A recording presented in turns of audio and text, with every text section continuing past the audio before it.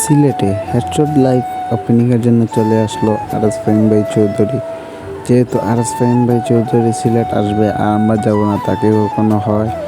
যেহেতু তারা আস্তে আস্তে সকাল হয়ে যায়, আমরা যাই হোটেলে যাওয়ার পর সবার সাথে দেখা করে, ফাহিম ভাইয়ের সাথে দেখা করে আমরা চলে আসি বাসায়। বাসা থেকে আবার বিকেলে চলে যাই হোটেল থেকে বলতেছেন ফাহিম ভাই বের হবেন। বের হয়ে দেখেন এই অবস্থা। তারপর আমরা চলে যাই হেডশট লাইফ স্টাইল সেলুনে যাওয়ার কিছু আড্ডা দিয়ে চলে আসলেন আবারও হোটেলে কিছু আড্ডা দিয়ে বলতেছেন বের হবেন। সাগর ভাই বললো আমি যেমন এয়ারপোর্ট সাগর ভাই যাওয়ার পরে আমরা আবার চলে আসি রাত 10টার মাঝে হেডশট লাইফ স্টাইল সেলুনে আসে।